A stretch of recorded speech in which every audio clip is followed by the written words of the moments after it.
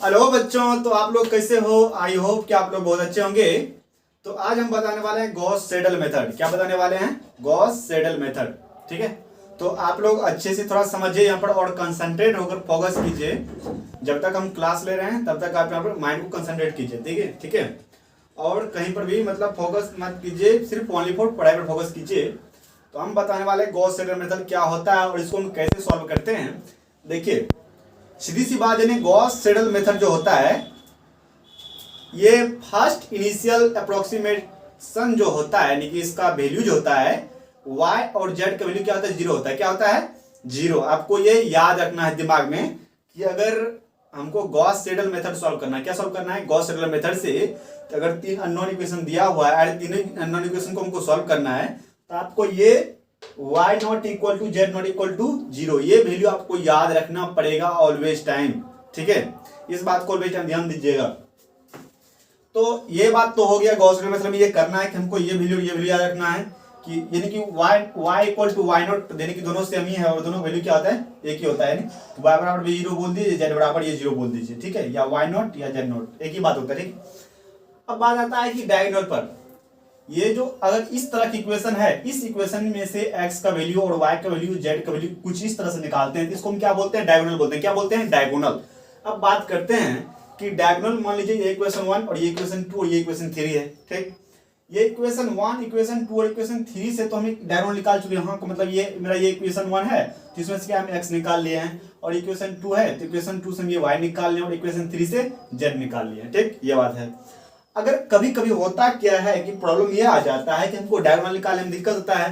For example यहाँ पर देख लीजिए, जैसे आपको दिखाई दे रहा है यहाँ पर है कि अगर मान लीजिए ये मेरा इक्वेशन 1 2 3 तीन इक्वेशन को दिया हुआ है। ठीक, अगर तीन इक्वेशन दिया हुआ है तो इसमें से हमको बोला जाएगा क्या कि हमको निकाल के दीजिए इसका डायगोनल। तो आप क्या करेंगे कि पहला इक्वेशन से क्या करेंगे? डायगोनल निकालेंगे। देखिए, अगर यहाँ से हम x का निकालते हैं तो x में कोई कोफिशिएंट मल्टीप्लाई है क्या? यानी कि कोई कांस्टेंट टर्म से मल्टीप्लाई है? नहीं है। तो इससे x इक्वेशन 1 से क्या होगा? मेरा डायगोनल नहीं निकलेगा। तो हम खोजेंगे x वाला टर्म मेरा कौन सा है। देखिए यहाँ पर है x से 3 मल्टीप्लाई इससे, तो इक्वेशन 2 से मेरा निकलेगा x का वैल्यू। ठीक है, तो वो देखिए कैसे निकालते हैं। तो यहाँ पर मेरा 3x है। ठीक, तो इसको हम यहाँ पर रखेंगे 3x इक्वल टू, ये दोनों टर्म उस साइड जाएगा, क्या हो जाएगा? 9 माइनस y माइनस 5z। तो ये x इक्वल टू क्या आ जाएगा? 1/3 9 माइनस y माइनस 5z। तो यहाँ से x वाला डायगोनल निकल गया जिस तरह से यहाँ से निकला हुआ था। ठीक, चलिए आगे चलते हैं।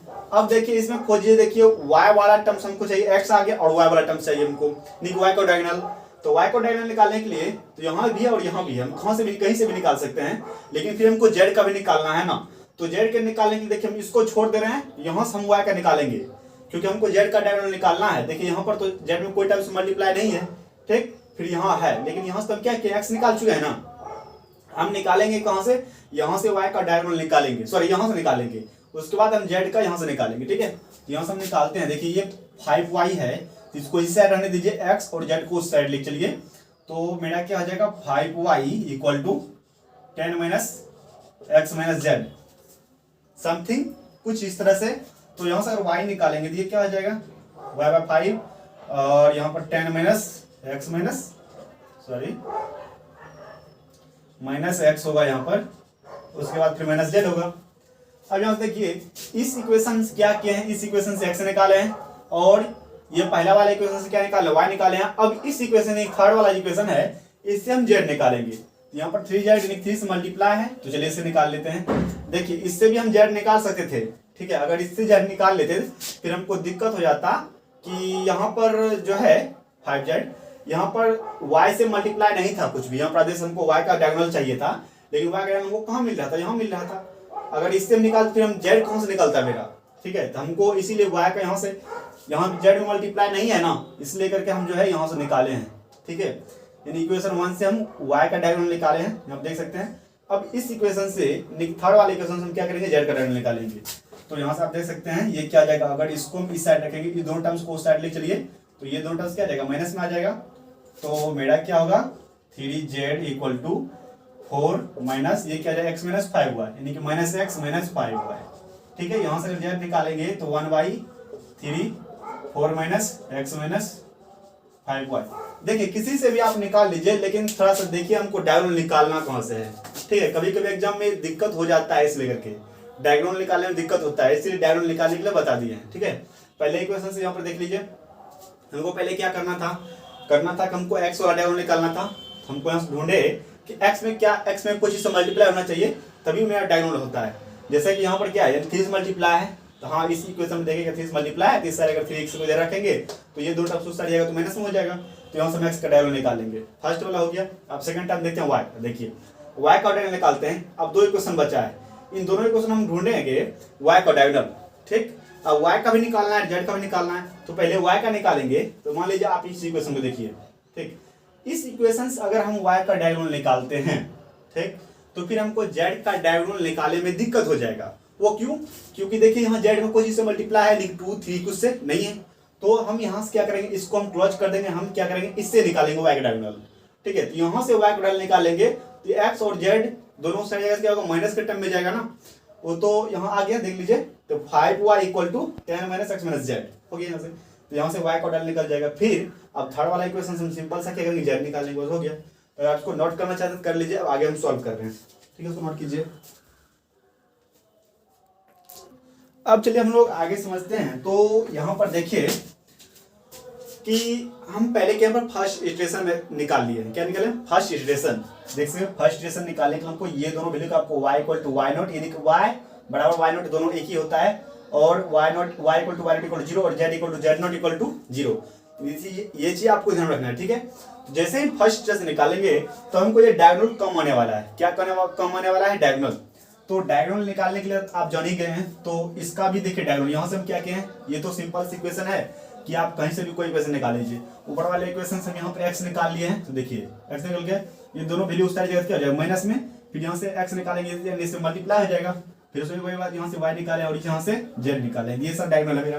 ठीक, अब देखिए फर्स्ट इटरेशन है यहाँ से। ठीक है, अब यहाँ से आप देख लीजिए कि ये जो 1/10 है, ठीक है, सेम टू सेम यही है, लेकिन इसमें क्या किया है कि हम x1 निकाल रहे हैं। यहाँ पर इस z को हम क्या किया है, z नॉट, और इस y क्या किया है, y नॉट। ठीक है, क्यों?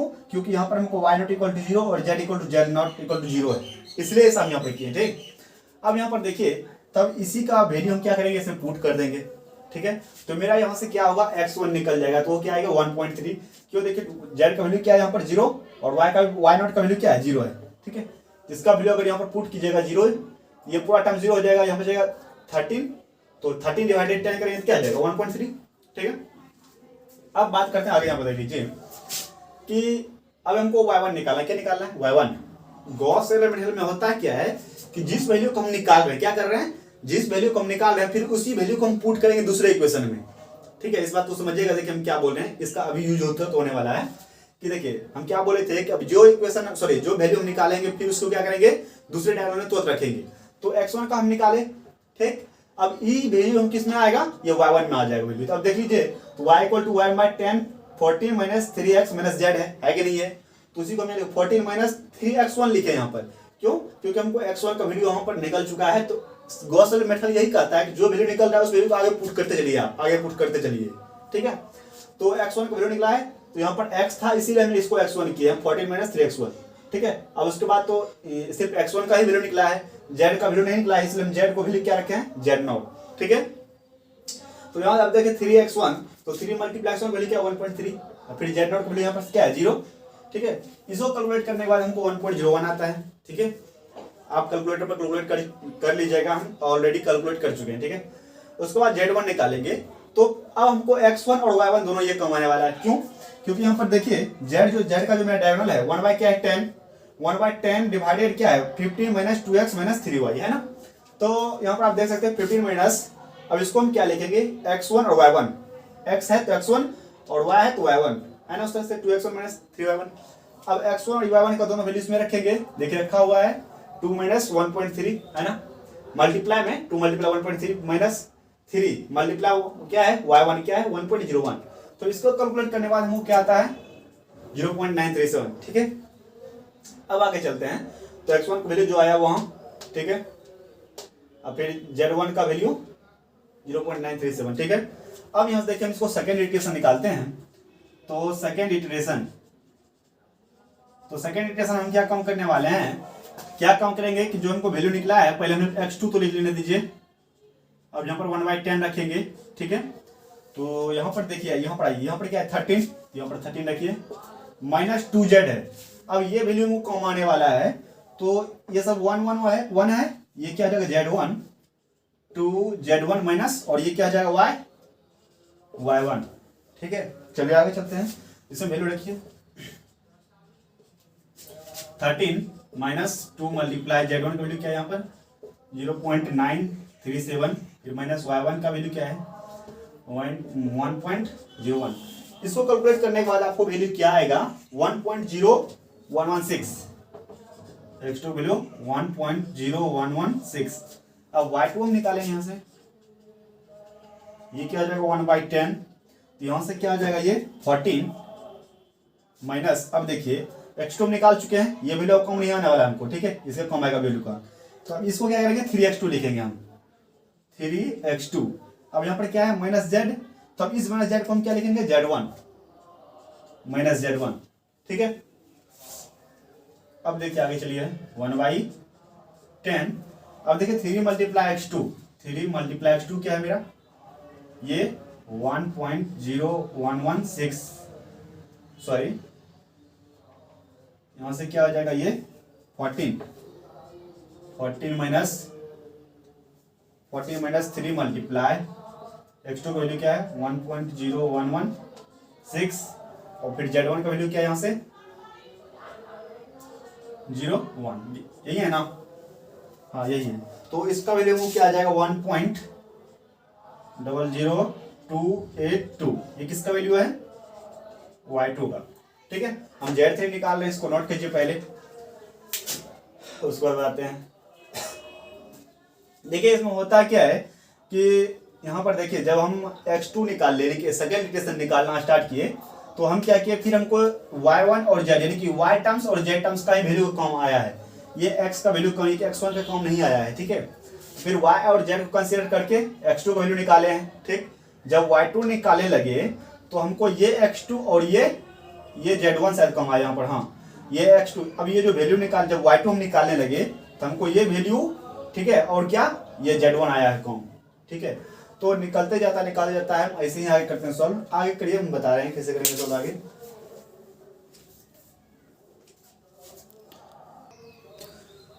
अब चलिए आगे देखते हैं। तो देखिए अब हमको क्या निकालना है z2 निकालना है, ठीक।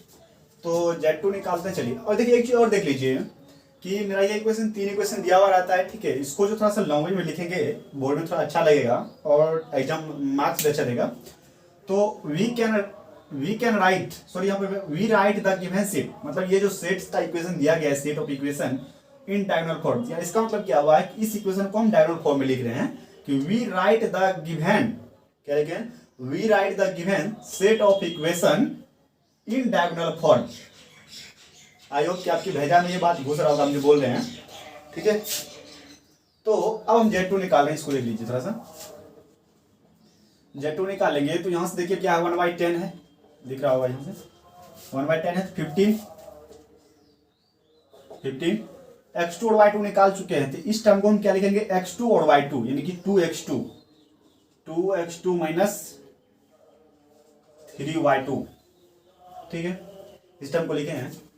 और उसके बाद यहाँ पर हम क्या करेंगे, इसका वैल्यू रखेंगे, तो ये क्या हो जाएगा 1/10, 15 माइनस 2 मल्टीप्लाई x2 वैल्यू क्या है 1.0116, और उसके बाद फिर माइनस 3 मल्टीप्लाई y2 वैल्यू क्या है 1.00282। इसको कैलकुलेट करने के बाद आपको वैल्यू क्या मिलने वाला है, तो 0.996, उसके बाद 834,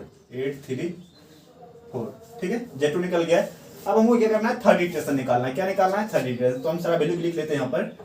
x2 बराबर क्या आया है 1.0116, फिर y2 को वैल्यू क्या आया हमको यहाँ पर 1.00282, और z2 का वैल्यू क्या आया है 0.99683, ठीक है। ये वैल्यू आ गया है, इसको जल्दी नोट कर लीजिए आप लोग। अब हम थर्ड इक्वेशन निकालने वाले हैं, ठीक है।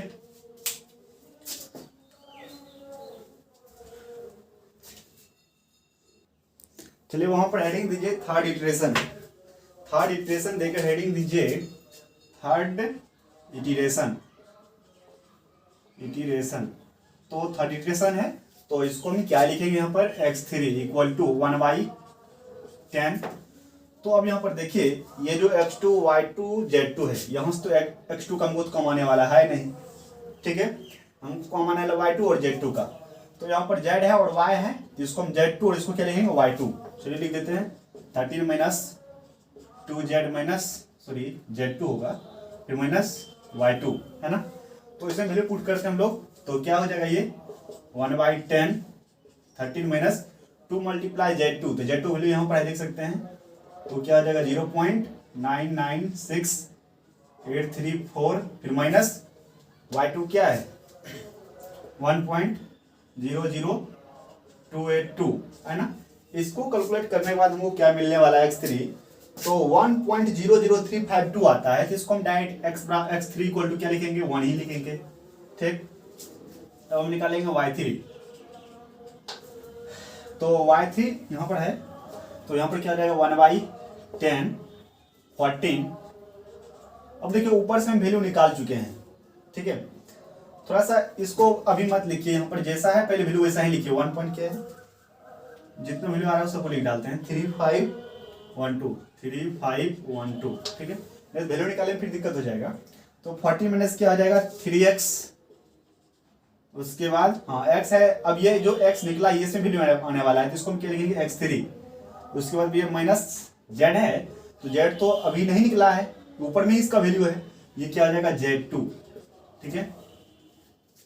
तो चलिए यहाँ से y3 क्या हो जाएगा ये 1/10 और यहाँ से 14 माइनस 3 मल्टीप्लाई x3 क्या ये 1.00352 और माइनस में z क्या है ये 0.996834। इसको कैलकुलेट करने के बाद हमको क्या मिलने वाला है 1.00 और एक 0 है 3165 समथिंग कुछ इस तरह से आता है। तो ये मेरा y3 है, ठीक है। अब हम z3 निकालते हैं, तो z3 के लिए क्या करना पड़ेगा, फिर से वही काम करेंगे, z3 इक्वल टू 1/10 15 माइनस, यहाँ पर देखिए हमको x3 और y3 वैल्यू निकल चुका है, ठीक है, इसीलिए इसको हम लिखेंगे x3 और इसको y3, तो 2 multiply x3 2x3 minus 3y3, ठीक है। चलिए आगे चलते हैं, ये क्या हो जाएगा 1/10, ये 10 है, ठीक, और यहाँ पर 15, तो 15 माइनस 2x3, x3 देखिए क्या है 2 मल्टीप्लाई, ये क्या हो जाएगा 1.003512, फिर माइनस 3 मल्टीप्लाई y3 क्या हो जाएगा यहाँ पर 1.003165 इसको अगर आप कैलकुलेट करते हैं तो आपको क्या मिलने वाला है, सो 0.99 मतलब उसके बाद कुछ समथिंग आता है, क्या आता है z3 इक्वल टू 0.99, ठीक है। अब देखिए थोड़ा सा यहाँ लिख रहे हैं, देखिए यहाँ जो इस इक्वेशन में हम थर्ड इक्वेशन तक निकाले, कहाँ तक निकाले हैं थर्ड इक्वेशन तक। अब बात करते हैं कि बोर्ड्स में जो क्वेश्चन पूछा जाएगा, देखिए मैक्सिमम अगर कोई भी क्वेश्चन बोर्ड में पूछा जाता है तो वहां पर आप क्या कीजिएगा कि 3 ही इटरेशन तक निकालिए। कितना इटरेशन तक 3 ही इटरेशन तक। अगर 3 इटरेशन तक में देखिए 0.99 या 1.00 वैल्यू नहीं आ रहा है तो वहां पर क्या करना पड़ेगा, आपको और इटरेशन तक निकालना पड़ेगा, मतलब ज्यादा से ज्यादा इटरेशन तक निकालना पड़ेगा, फोर्थ इटरेशन तक निकालना पड़ सकता है। लेकिन देखिए कि अगर हम निकाल जो रहे हैं यानी कि थर्ड इटरेशन तक में मेरा 1.00 या 0.99 समथिंग वैल्यू आ रहा है सबका, तो आपको थर्ड इटरेशन तक मैक्सिमम हो गया, ठीक है, इतना तक निकाले। अगर बुक्स में वहां पर बोर्ड में बोला जा रहा है क्वेश्चन में कि फोर्थ इटरेशन तक 5 इटरेशन तक निकालिए, आपको वहां क्या करना पड़ेगा, निकालना पड़ेगा, ठीक है। अब यहाँ पर बात आता है कि हम वैल्यू निकाल लिए, पता कैसे करें कि मतलब ये मेरा सही है गलत है। ये बात सभी को पता है कि जो मेरा x1 और y1 का और z का मतलब x और y का जो वैल्यू निकलता है z का, उसको इसमें पुट करेंगे तो क्या मेरा वैल्यू ये राइट साइड वाला वैल्यू आना चाहिए, ठीक है। तो देखिए x3 तक हम निकाले हैं, तो x3 का वैल्यू क्या है 1.00 है ना समथिंग, थोड़ा खांसी है, तो 1.00 है कुछ, तो x का यहाँ से वैल्यू क्या आ जाएगा 1। ठीक, देखिए y की वैल्यू क्या है, इसका वैल्यू आया है 1.00 समथिंग, इसको हम डायरेक्ट y बराबर क्या लिखते हैं 1। ठीक, अब यहाँ से देख सकते हैं Z3 का वैल्यू आया है 0.9, 0.9 को हम क्या लिखते हैं 1 लिखते हैं, 1, तो Z बराबर क्या आ जाएगा 1।